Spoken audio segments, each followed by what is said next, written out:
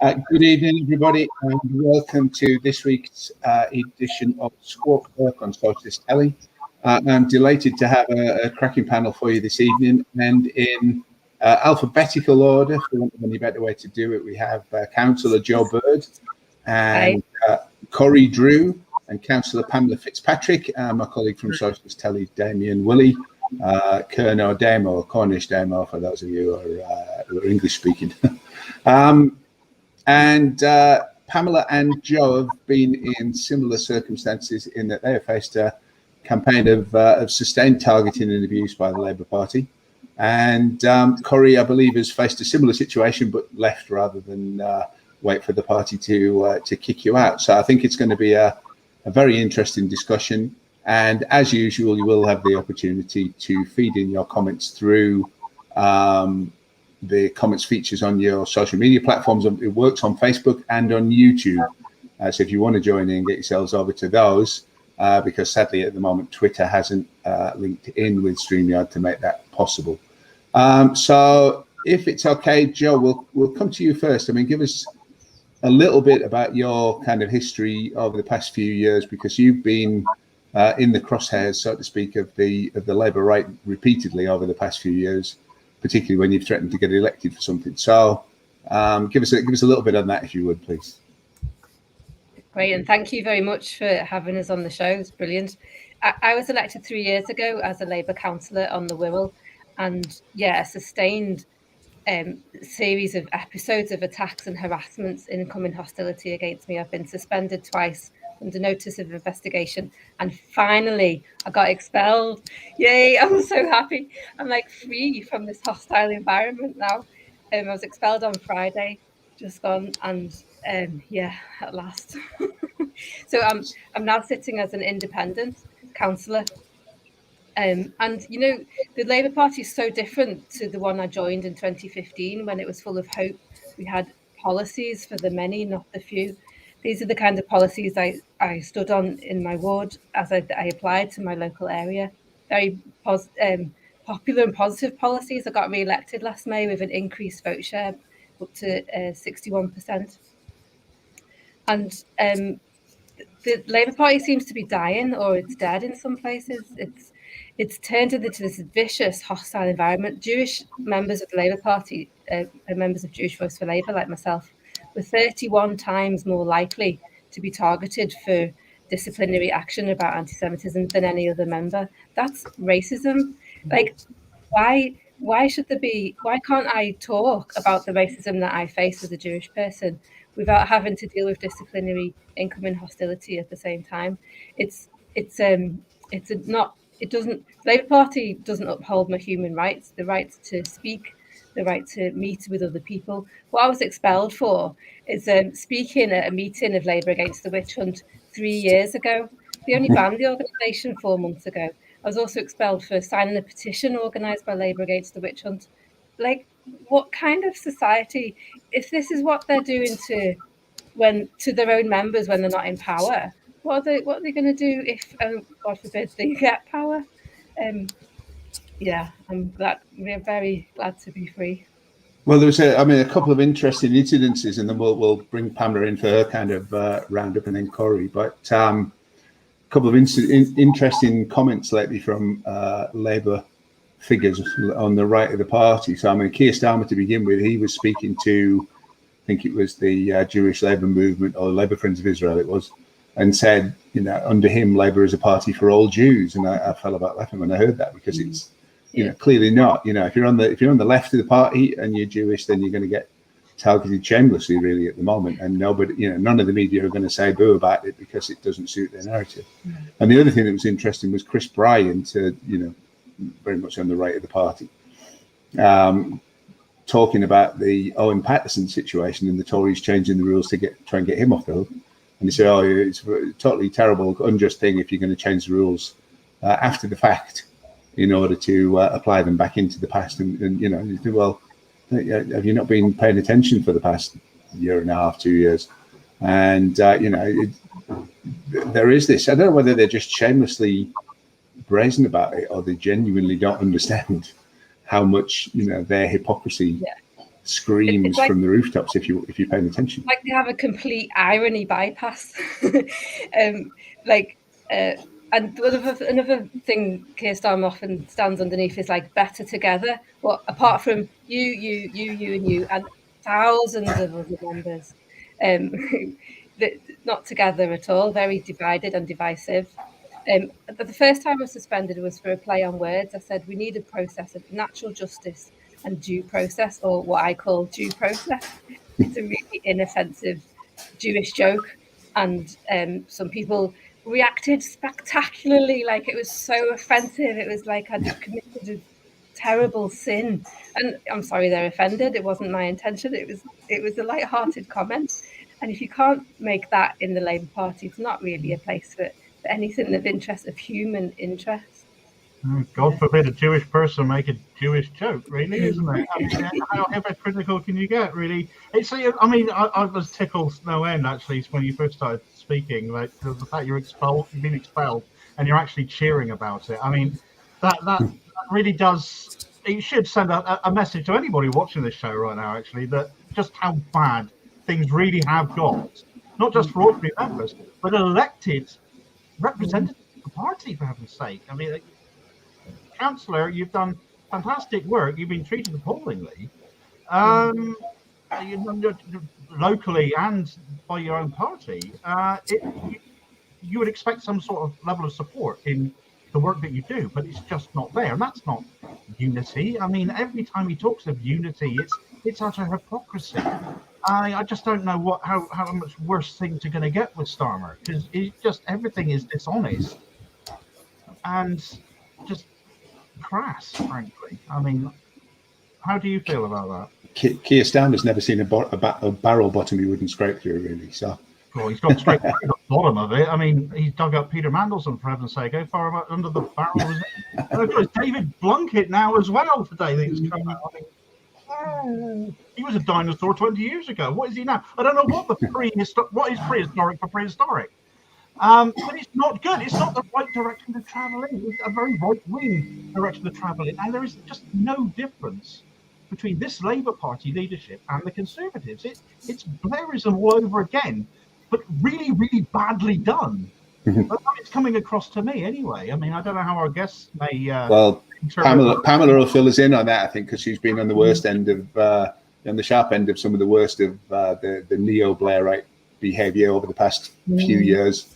Not to mention the gross hypocrisy of it. So, Pamela, give us a roundup of your situation over the past 5 years. What did you mean by, a sustained campaign of harassment? So, I've been in the party a long time, and I joined a trade union, I think when I was 19, and then the Labour Party shortly afterwards. And my time in the Labour Party really went without incident, and I'm quite old now. And in 2014, I became a Labour councillor. And again, unremarkable, just got on with the job. Nobody bothered me. Everybody was happy, whatever side of the party they were on. But then in 2015, after the election, I and one of my sons and two other people in Harrow set up Harrow for Corbyn. And we mobilised lots and lots of people. So before that, myself and another socialist in Harrow were treated with kind of, humour, that we were only the only socialists in Harrow, and they tolerated us and it wasn't dangerous. But what happened in 2015, suddenly all these people were mobilised and we were mobilising them. It was really amazing, actually. And you would think that politicians would be happy with that, but no. But my real difficulty started in 2016 during the leadership election, the second leadership election. And again, I supported Jeremy at a rally in 2015. I did another one in 2016. But that's where it started during that leadership election. And it started with somebody who holds a position within the party, making up a totally fabricated complaint about me that led to me being suspended. No questions about what happened. And I was horrified. I couldn't stop crying. I was so upset. I was so naive in those days. I thought, what have I done? I've worked so hard. And it was only later that we found out who was responsible. But there was 9 of us, I think, suspended during that leadership election in Harrow. And we later found out who was behind it. And it was people who hold positions in the party. But things really stepped up a gear when I was selected to be a parliamentary candidate, because there were other people who thought they should be the candidate. And from then on, I kind of was subjected to quite a severe campaign, organised campaign of harassment to get me deselected. So this has included things like contacting people at my workplace to get dirt on me. And I run a charity, so, you know, I've kind of got a position in the borough anyway. We then a kind of common thing was that there'd be briefings to hostile press. So, you know, you can look in some of the things like Jewish Chronicle, for example, Jewish News. I think there's something today. The Sunday Times, there was stuff. So it'd be all these kind of stories with no truth or half truth. And then as a parliamentary candidate, you're told, well, it's best not to engage with them because it'll just make it worse. So you don't challenge it. And also, I'm an ordinary person, you know, from a working class background, single parent. You can't challenge the lies that are said about you. You can't go to court. You know, if I was David Beckham, I could do that. I could challenge them, you could sue them, you could do something. So you ignore it. But I now believe that was the wrong thing to do, because there's this whole body of stuff that is just out there about me that is completely untrue. And they wheel it out all the time. And then what would happen is that there are councillors and other people in the party who just put in repeated vexatious complaints all the time. There's been other things like, you know, I had somebody jump out in front of me outside my house and shout bitch in front of my face. I've had bitch written on the door. A whole series of things. My son has been kind of virtually attacked in a pub when he was just 18. It's gone on for years. It's been absolutely atrocious. They'll be shouting in meetings. I've raised it at different, you know, I've raised it with the chief whip. I've raised it with the chair of the CLP. I've raised it at formal complaints, and basically nothing's been done. It's been ignored. But one complaint that I'd made, which was somebody that was kind of commissioned to harass me, and he was commissioned to because he actually put this in writing to one of the volunteers at the charity I work for. So I had that. And as I said, it took 3 years, but I was called in July from Governance and Legal Unit to say it was finally coming to a hearing. And did I want to go and give evidence? And of course I did. I've gone through all this hell for years. But no, the meeting, my hearing, never took place. But instead, now, first of all, I'm subjected to a letter at the end of August, a notice of possible expulsion, because I gave an interview to Socialist Appeal about why I was standing to be the General Secretary of the Labour Party. So I wasn't there, you know, calling for revolution and bringing down the Labour Party. I was talking about what I would do as the General Secretary of the Labour Party. And if any of you know anything about left groups, you know, I've given interviews to Socialist Appeal, to the Clarion, to Counterfire, to a whole range, you know, Labour Online, Labour Briefing, almost all of them, really. You can't be a member of all of them. It would never be allowed. But also, I've never been a member of any of these smaller groups. But that doesn't mean I'm going to denounce them. I'm happy to talk to people. That's what you should do, to persuade people of your views, to get them to join the party. So then a week later, I got a notice of investigation. And the notice of investigation was that I had spoken again at a meeting of Don't Leave Organise in April 2020, which was I was a speaker alongside Diane Abbott, I think it was Belle Ribeiro and Matt Rack. And the meeting had 600 people in it. And I was told that I had been at a meeting where there were people suspended or expelled for anti-Semitism, and that I should have known that and have left the meeting. Well, I mean, back in April 2020, I don't know if you remember, most of us hadn't heard of Zoom before April 2020. So, but you're sitting on a meeting with 600 people. You don't know who they are unless they're going to give you the background history of every single person on a Zoom meeting. How could you possibly know? But it's just illogical. Anyway, so that was followed by my interview for selection as a councillor to stand next year. And I went to a panel that was so hostile, I was almost in tears. And I think I'm quite good at those sort of scenarios, representing people. I was so upset, and the way I was being spoken to, it was more like a disciplinary hearing. And of course, they didn't put me through. They said I didn't meet the minimum standards to be a councillor. Now, the 8 years nearly that I've been a councillor, I've been chair of the Labour group or vice chair throughout those 8 years. In 2018, I increased my majority as a councillor.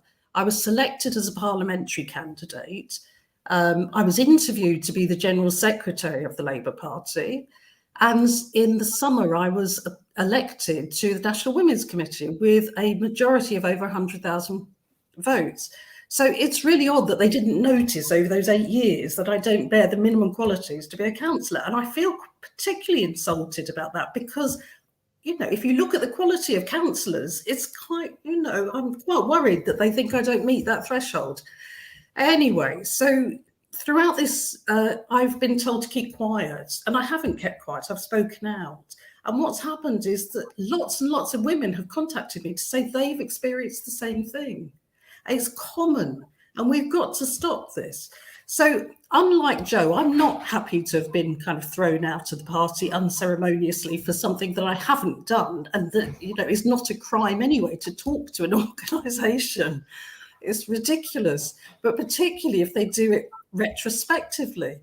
So I am going to challenge it, absolutely, and I will challenge it as far as I can. There's an appeal which I mean, if you consider you spoke to Socialist Appeal, you know, Keir Starmer speaking to the scum and you know, and claiming that that's all right. So, you know, but speaking to a left publication in the interview is not allowed. Corrie, if it's okay, let's bring you in and we'll hear your situation, and then we can kind of get into a free-for-all discussion, hopefully.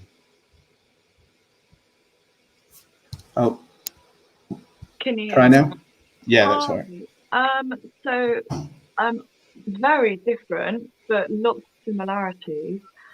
I was suspended just before the Labour Party conference. I'd imagine that was because I was a delegate, although I actually had no intention of going. I think the regional office was feeling quite pleased with themselves for removing another socialist from the vote. And I've got the printed out letter that they sent me. It was lovely. And I have to say, it wasn't a surprise. I was expecting to be suspended many, many months before. And I had been somewhat goading them in the end because I was feeling that my patience was wearing incredibly thin after the repeated incidents of abstaining and somehow the party managing to the right of the Conservatives on some occasions. So I was kind of looking for some relief. My rap sheet for my suspension lists the exhibits, all of which are tweets, and were not listed in date order. And I found the most interesting thing about my suspension was that the primary exhibit in the case of my suspension from the Labour Party says, please explain the reason for describing Tony Blair as inhuman scum. And then at the end of the list of notices, it says, reflecting on your conduct, do you regret posting this material?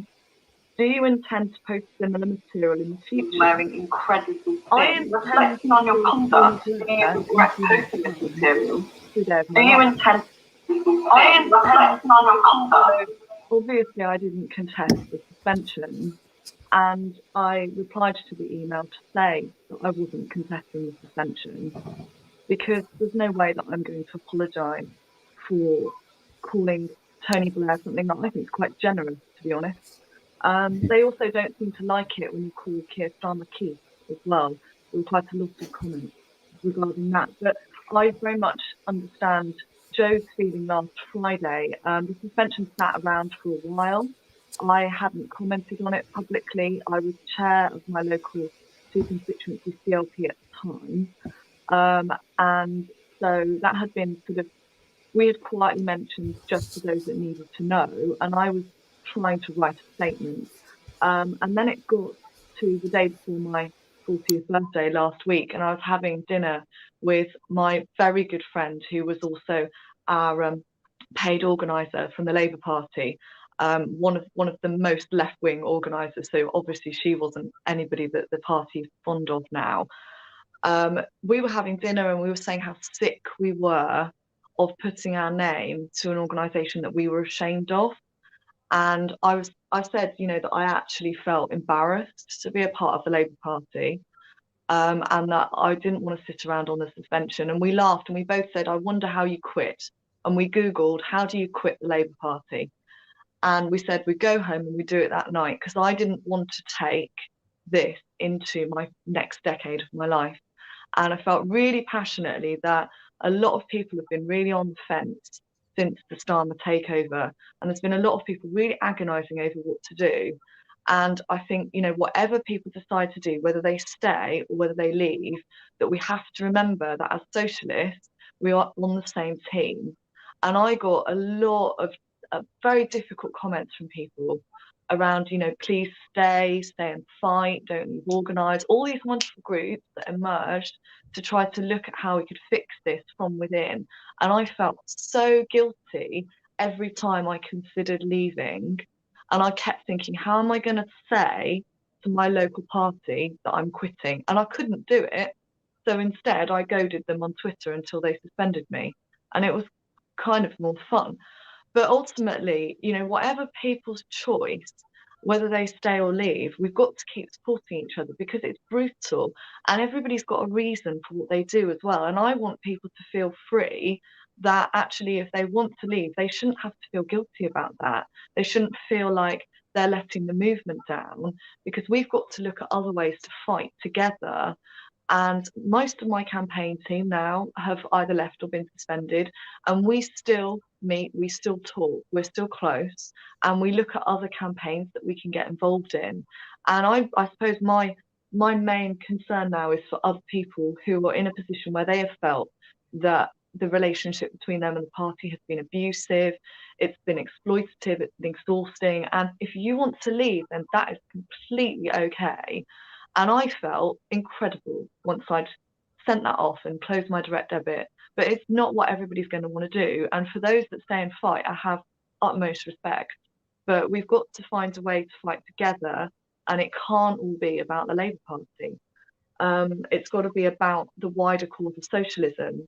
And I don't know how you all feel and when you all joined, but I joined in 2015 to vote for Corbyn. I didn't give a crap about the Labour Party before that.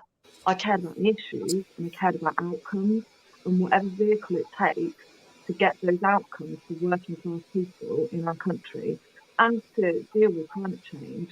I don't mind what the vehicle is, I just wanted to fight. So there has to be a way for us to fight. And Starmer will go back into the hole that he came out of. And he will ultimately be wiped out, and we will still be here. It's, I mean, I'm going to open that up and ask all the rest of the panel. I'm going to shut up as much as possible, but let the rest of the panel discuss that issue, because, you know, I mean, I think the question of where for the left and what does the left do? I mean, we had this comment in from Brian Sadler a little bit earlier in the programme that said, I wish the left would actually do something, either form a new party or oust the centrist traitors to democracy. Corbyn was right. Time is running out, please do something. So, you know, I mean, there are, you know, there's a few moves on. I mean, you've got the Breakthrough Party, you've got the Northern Independence Party, you've got a few kind of things kicked off really to offer people an alternative. But, you know, the sort of blunt reality at the minute is, in parliamentary terms, you know, they're not really in the position to make a dent yet. So, you know, how do we deal with that? And I'm not prescribing anything. I wouldn't say proscribing there, but I'm not prescribing anything about what that should be. I just want to hear what people's thoughts are about how does the left regroup and reorganize. Yeah, and a lot of people are saying to me, like, start a new political party or join one of these new parties as well. But I'm going to quite enjoy being an independent councillor for a while. And I've been thinking about, so what would a new political party do? What do we want it to do? I think there's 4 things. We want it to promote policies for the many. We want to put out those policies far and wide. We want to, secondly, support progressive social movements, like the movements for climate justice, for system change, movements against racism, for good treatment for students and other groups. We want to renationalise the NHS. We want to support the Peace and Justice Project, for example, and be part of those social movements, all the issues that we care about. Thirdly, we want to stand candidates. And fourthly, hopefully some of those candidates will win election and get hands on some of the levers of power, or get a bigger platform to speak on. And I want to talk a bit more about standing candidates. It's kind of one of the things that the gaps that we have so far, because we have the policies, we have the social movements, and there's a democratic process there, but we need candidates to stand. And I've stood in 3 local elections in 4 years. It's brilliant. It gives you such a massive platform and a great license to go and promote socialist policies, to talk on the media and social media, to go knock on people's doors, to have these discussions, to put leaflets through the doors of your community and raise awareness. And to win hearts and minds. And sometimes winning hearts and minds also wins votes, and that's a bonus. But winning hearts and minds for socialism, I think, is the goal of standing to be a candidate. If you win enough votes to be elected, that's a double bonus. It's just, we don't actually need a new political party to stand in local elections. People have stood as left-wing socialists and won. Stephen Smith in Knowsley, for example, overturned 1,000 majority on a safe Labour seat with and won in one go. He only started like 6 or 7 weeks before the election, which I would advise. In my campaigns, I've started kind of 3 months before. But I'd encourage people to have a good think, especially over the next few weeks. Do you want to stand? Could it? Have you got the chutzpah to be the personal face, be the person that people relate to, and recruit your team. And if you're not the candidate, then ask other people to stand and be part of their team. Because there's plenty of work to do when you're a candidate, writing of the leaflets, delivering them, being an agent, that kind of thing. And it's all a very interesting part of the democratic process. But we definitely need candidates in every community across the land, candidates who are going to articulate what they care about and what our communities, what's important, and all those kinds of socialist policies. What do you make of that, Pamela?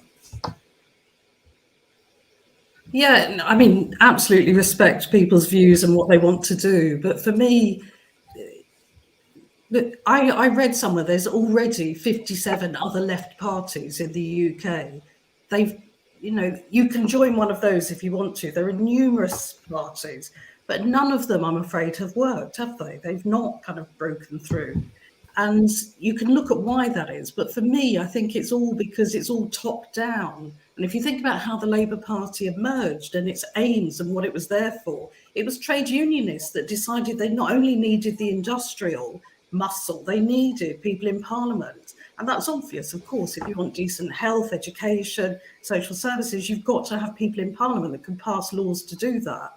So for me, it's always been the Labour Party. I've been a trade unionist first and foremost, and even through the bad times in the Labour Party, because it is the party that's come from trade unions. And trade unions have their own difficulties and problems as well, obviously. So I don't think any other party is going to work unless the trade unions decide we've had enough, we need a party for the working class. And that's sadly missing at the moment.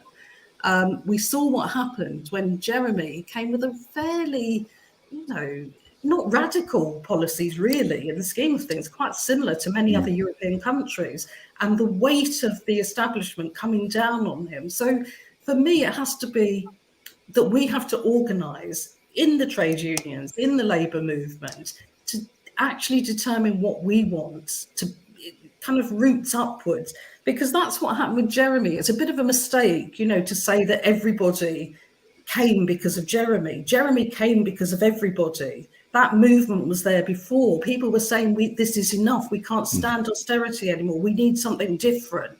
And Jeremy was kind of the accidental leader, wasn't he? Thrown into that position.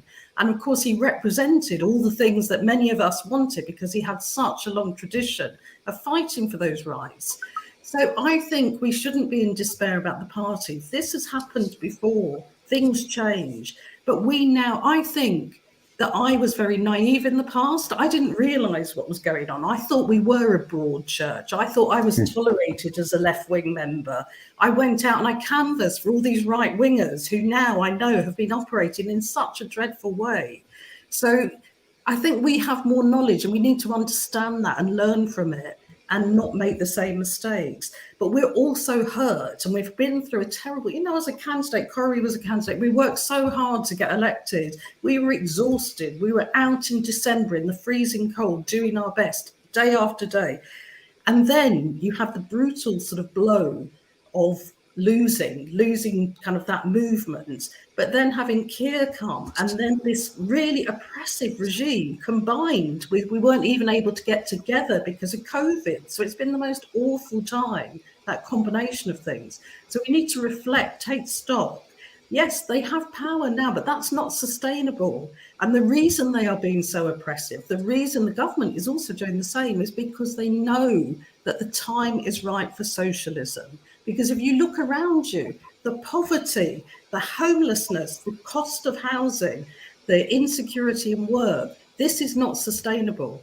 And it's that saying, you can't stop, no force on earth is powerful to stop an idea whose time has come. And the time has come. We don't recognize that.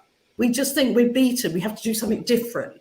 We just need to fight back. And if you want kind of an example to think of the Indian farmers and what they've been through and what they've achieved. So I absolutely respect anybody's view about leaving. That's not for me. I am through and through the Labour Party and a socialist and a trade unionist. People come in and hijack. That's what makes me laugh when they talk about entryists being Marxist or socialist. It's our party of the working class. And I tell you, I come from an Irish background. When I was growing up, all I heard were people talking about benefits. They didn't mean social security. They meant the benefit dances that the Irish would hold for the building workers that were killed on construction sites because they didn't have any, health and safety. They weren't unionised. They were paid cash in hand, so they had no pensions at the end. So from a really early age, I knew the importance of collective action and coming together and being a trade unionist, and that stayed with me throughout. So what I would say is, please, I absolutely understand where people are, but think of what we've been through. COVID, the oppressive stuff going on in the party, the loss of all that hope, but we can build that again. And it is our time. If they weren't bothered, they wouldn't be attacking us like this. Why are they getting rid of all the socialists? They have to, because they're so scared of it. So don't give them what they want. I won't do that. I'm going to fight. I've been a fighter all my life, and I'll keep doing it. I'm going to come to Corey in a second, but I just want to give Demo a quick word in. Yeah, I just wanted to pick up on a couple of things you said there, Pamela. The trade unions, obviously, the Labour Party is the political arm of the trade union movement, and trade union leaderships, they go right, they go left.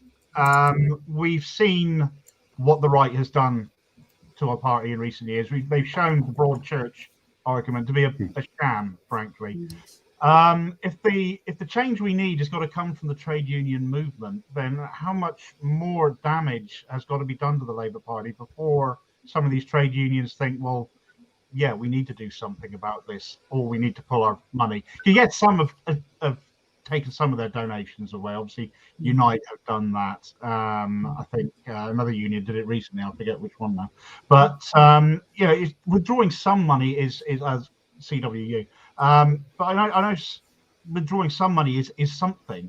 But you're still funding this party that fundamentally, over the last two elections, sabotaged itself. So, decided the Tories were a better option for some. Yeah. Why are we still funding them?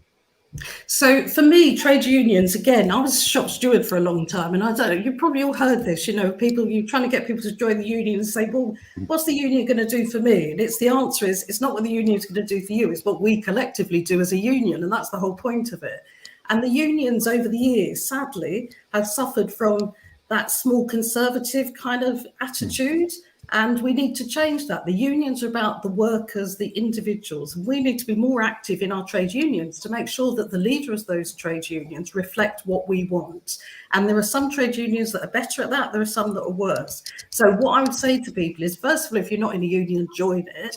Get active in your union, and in your branches or in your workplaces, you say, this is what we want our union to do. We want a party, a political party, because we need one that represents the interests of working class people. And we don't think you, our trade union, are doing that effectively enough at the moment. Some are better than the others, of course. You've seen there's a bit of a battle going on in Unison, haven't you? And Unison is a union of really kind of people on low pay. So there is a battle going on there, and I hope that the left win that battle and that becomes a union that will represent people. But you can see how that can be done. So please just do that in your unions. Nothing's going to happen overnight. Honestly, nothing. It's going to be a slog. It's going to be a really hard slog, but we can do it. And I'm optimistic. And as I said, despite all that they're throwing at me, they're only doing this because they recognise and fear socialism so much. And we're on the cusp of that. Because what is the answer? If you think of even kind of middle class people, when I was young, as I said, I come from a working class background, everybody I went to school with, they became builders, they became secretaries, nurses. All of them could afford to buy a property. They might struggle, but they could buy a flat, they could get a council house, you know, whatever. These days, you can be a solicitor and a teacher couple, and you can't afford to buy a property. I know it's different in some areas of the world, of the country, but, you know, pretty much people are struggling. So even if you've got a fairly decent job, but where I live in Harrow and I work in a law centre, so I see the impact of policies on people all the time.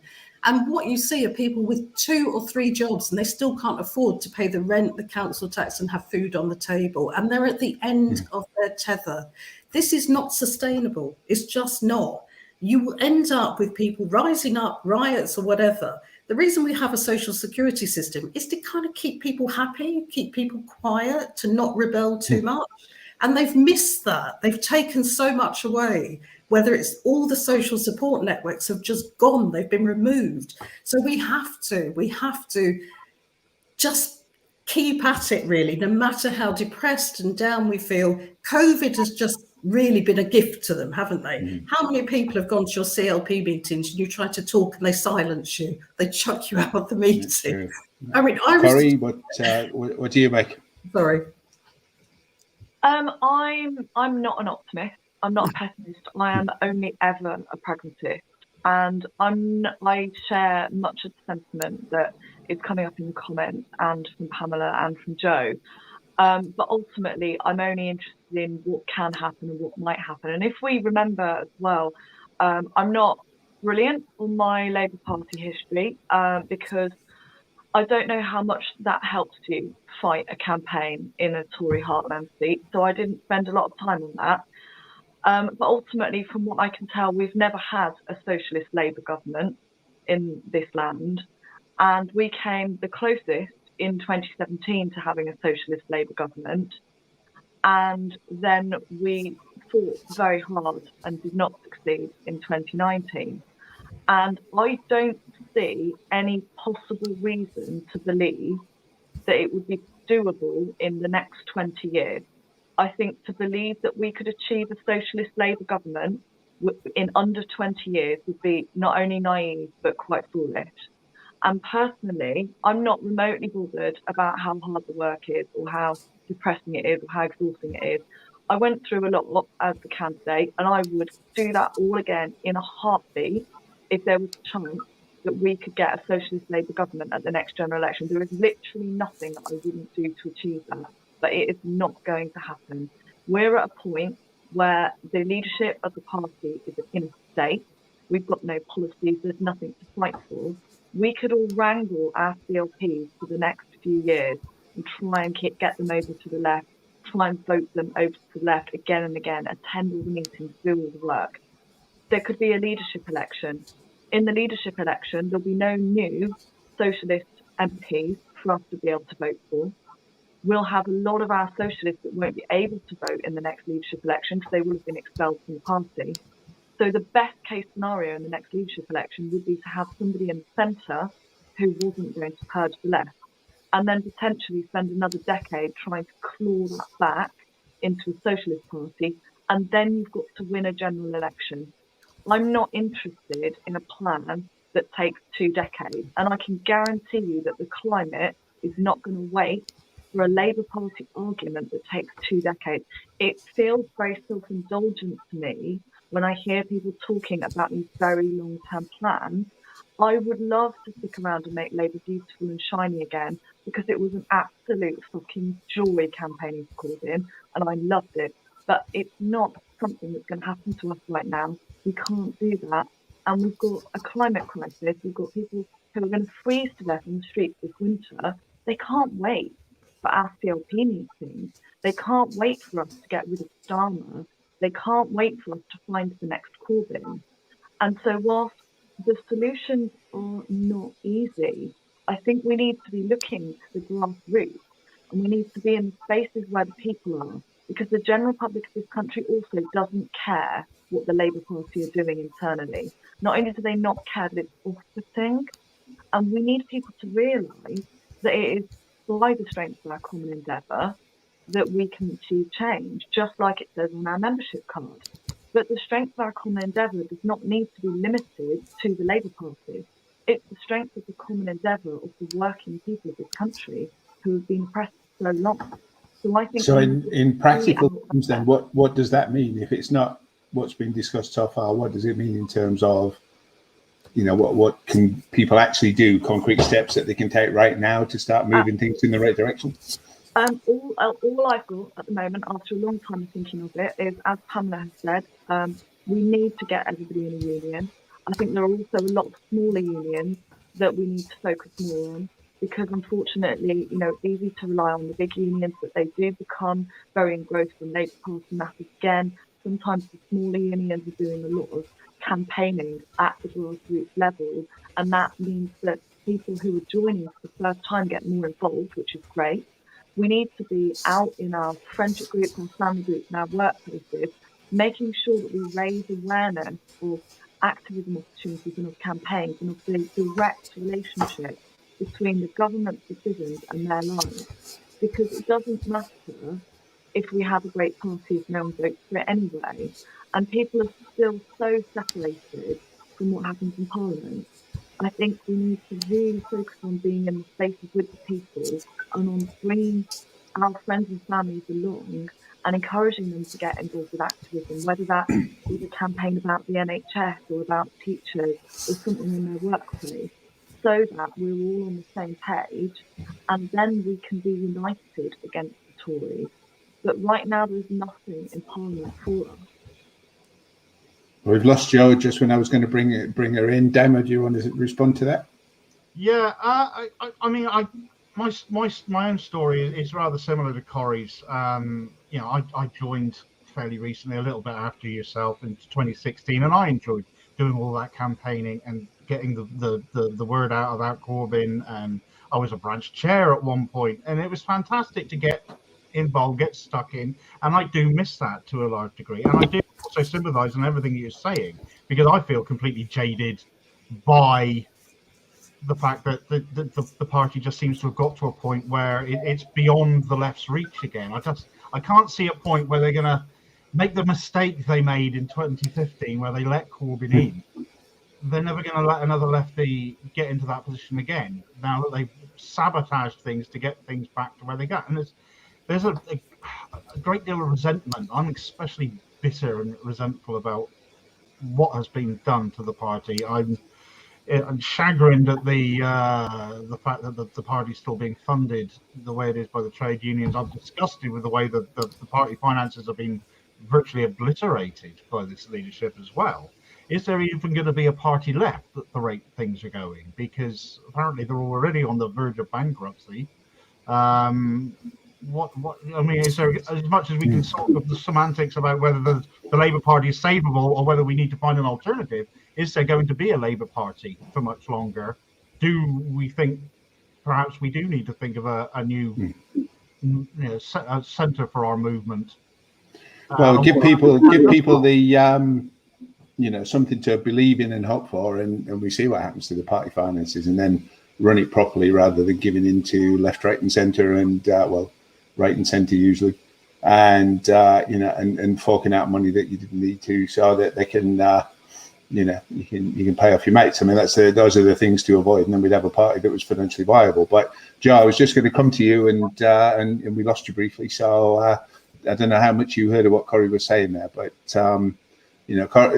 Pamela's kind of stay in Labour and fight essentially, and Corey isn't. So where do you stand on that?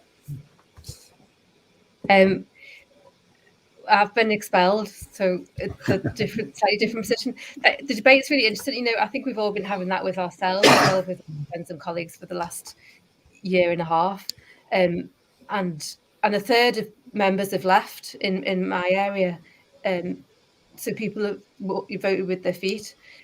2/3 are staying. We don't know for how much longer. See how that goes. I also want to talk about how we feel about this. We've talked about hope, passion, despair. You know, I think we've had a kind of political trauma. We've had a traumatic experience, and there's, to an extent, an element of PTSD in the movement. We walked to the top of the mountain. We saw the promised land. 2019, the exit poll it's a traumatic moment for so many of us, and what's happened evolved since then as well. I used to live in Northern Ireland, a society that's dealing with trauma. And I think, you know, and this session is called about abused and expelled women. I think there's elements of the relationship with the Labour Party that is an abusive relationship, and we're gaslit as members. We're told we're an anti-racist party, but we're racist. We're told we're tackling anti-Semitism, but we're not. We're told the people at the top are here to protect and lead us when they're actually battering us, harassing us, stalking us on social media, setting all kinds of damaging trains of action in place. You know, Carl Sargent, bless him soul, a member of the Welsh Assembly, he killed himself just days after the Labour Party suspended him and vilified him in the media. And people react differently to that kind of pressure. And I think so we have to be. I don't know what the answer is to all that, but I think we need, part of it is acknowledging it. That, and learning from people who've survived abusive relationships, you know, the process of ending that relationship or changing it into something that's life affirming, not energy draining. You know, there's the stages in that. I've been listening to a lot of music recently about being free or being or leaving, that kind of thing, because music and culture expresses these emotions very well. Yes, I mean, you know, I hear from lots of people who are convinced that, you know, I mean, apart from the direct lives taken by people's own hand, essentially from, you know, despair at what's been going on and the stress of it, you know, there are people who've died in the past year and a half of various stress-related illnesses that, you know, and their friends put it down directly to the way that they've been treated by the right within the Labour Party. And, you know, I won't forgive that. You know, to my mind, there is no accommodation with these people anymore. It's you know, they're doing their best to obliterate the left, and the left has to be equally resolute, really, and you know, take no crap.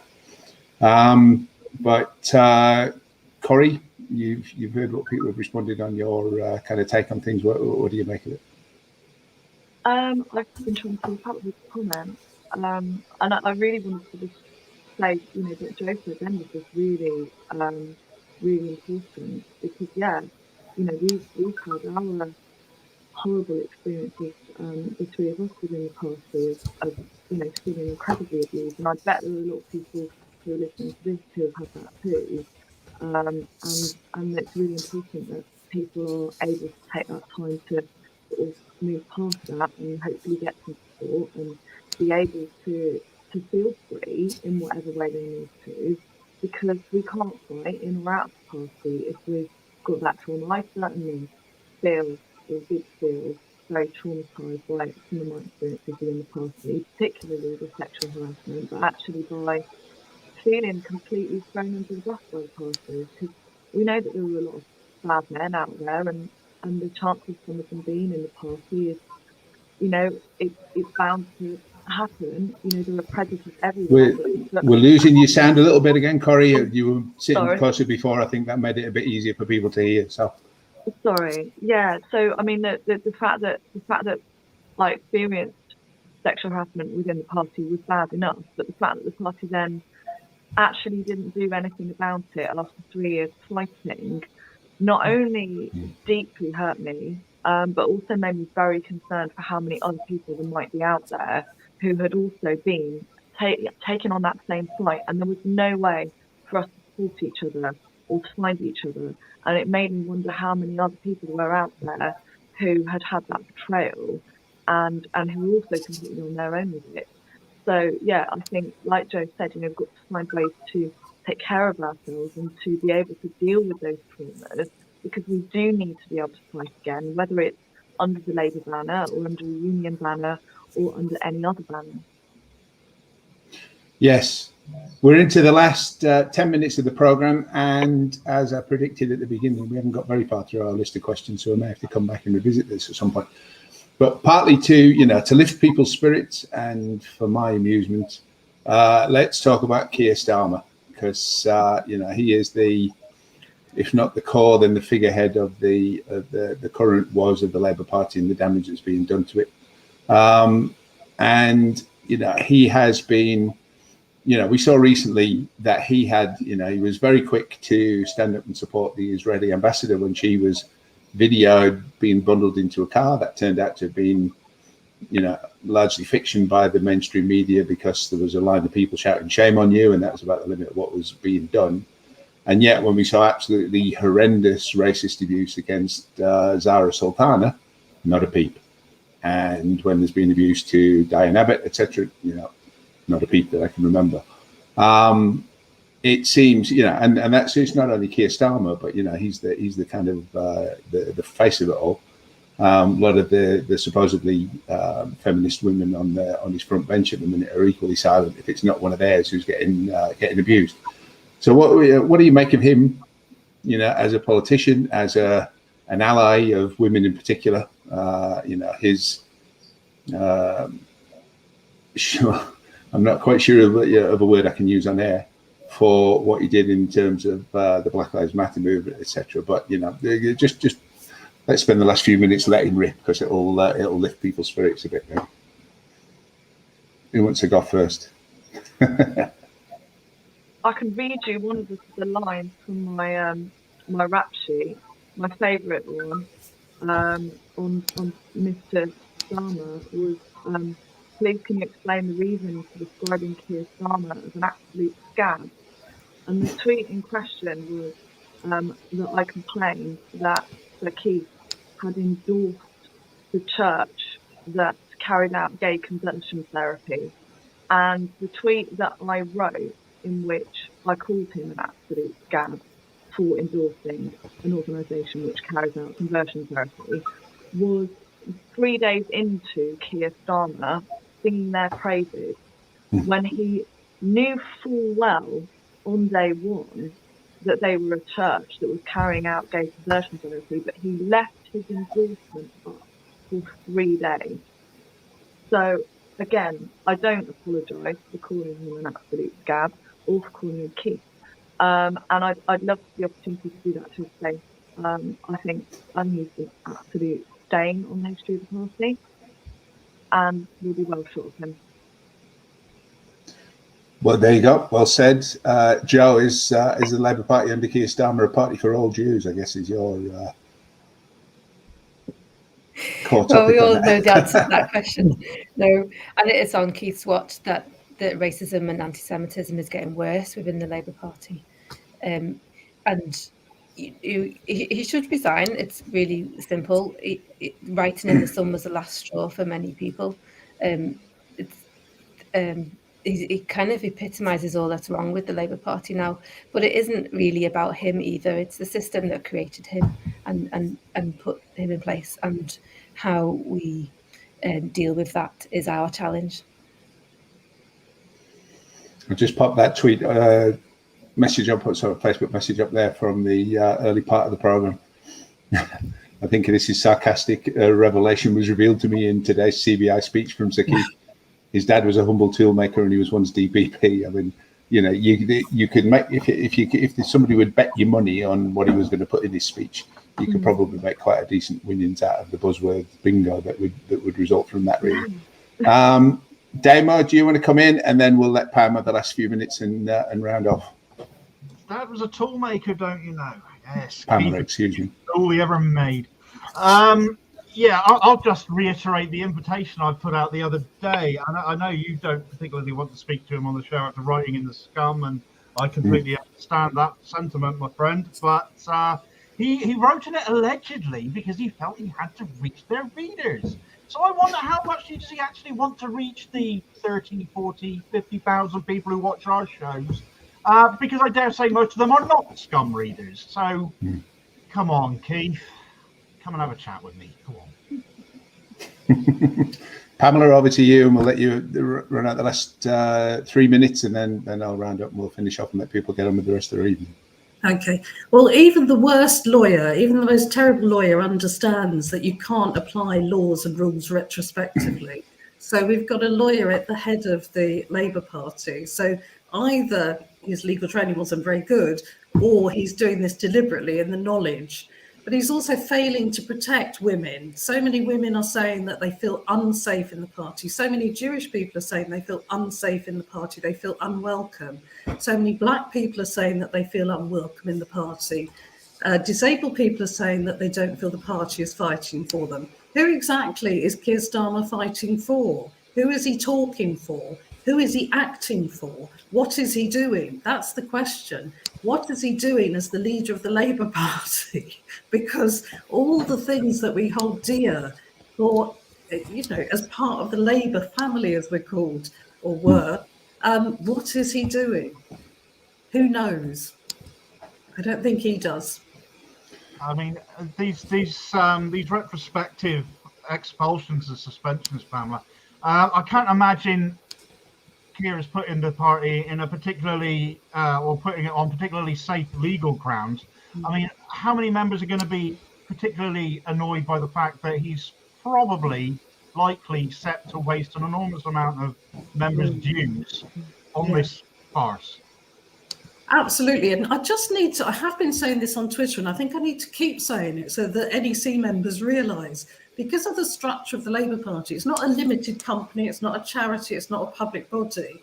So when people are going to sue the Labour Party eventually because they have had damage mentally or physically that has impeded their lives, they've lost their jobs, all sorts of things, people will start to make damages claims against the party, and they may the NEC members, David Evans, Keir Starmer, they may all be held personally liable. So they need to wake up and think about what they're doing, because introducing these rules where they're not applied fairly, they're not applied to everybody. If I've done something wrong, that's fine. Take me through the process. But if a right winger's done something wrong, take them through the process. Have fair outcomes, have proportionate outcomes. You can't have, we've got a chief whip in Camden who's been up to all sorts, and as far as I know has not been suspended. Yet I give an interview and I'm kicked out the party. It's ridiculous. So what more is there to say about it? Yes, I mean, I think the thing that all of this shows really, and has done for the past year and a half, has been the outright kind of shameless hypocrisy, really, of the right, when they were bleating the whole time that Corbyn was the leader, that they were being abused by the left. It was never happening. No, never. They were just waiting for their turn to get the abuse in, basically, and that was, and as soon as he got his feet under the table, they didn't waste any time going for it big time. So we've seen them out themselves. Maybe people wouldn't be so easily fooled next time around. That'll be, but they still get lied to by the media, and the media still ignores all this, and pretends that it's not, none of it's happening. So he gets a free pass all the time, and he's still, performing appallingly.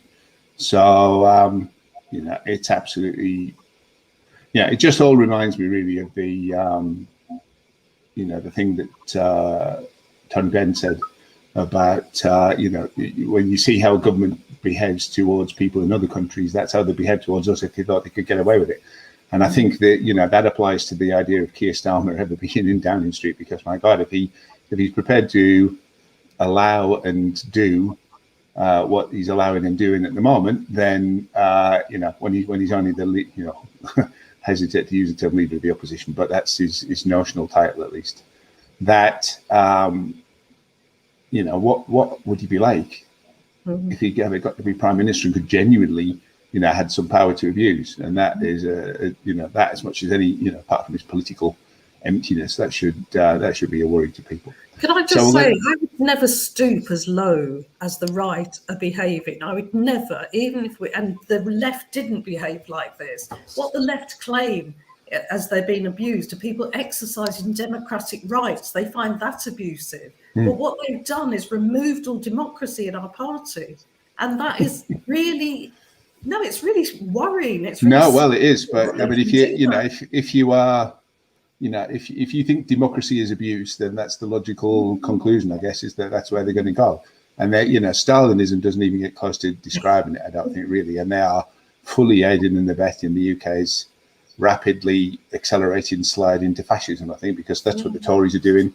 That's where the right is taking us, and Labour is their handmaidens on the way at the moment. And that is the tragedy of it, because, it shouldn't be happening. And we've seen how the narrative in the country can change when you've got an opposition who's prepared to make the argument and win it. And at the moment, his argument seems to consist of, I agree with Boris. And that's that's about as far as he gets with it, really. And or else, I agree with Boris, but he should be going a bit quicker and more, be more efficient in what he's doing. So we'll wind it up there just to let people get on with their evening. But all of you are welcome to come back on a future show if you want to finish the discussion, because there was a lot of different things that we didn't get a chance to discuss. But I do thank you. It seems that lots of people have been watching it tonight, and lots of people will no doubt be watching it on catch up. So thank you to all of you. And do keep up with Socialist Telly, and make sure that you give your thumbs up and your subscribe bell or whatever else it is on your preferred social media platform, so you can keep up with what else the channel is putting out. Thank you very much, everybody, and enjoy the rest of your week. Thanks, Steve. Thanks, everyone.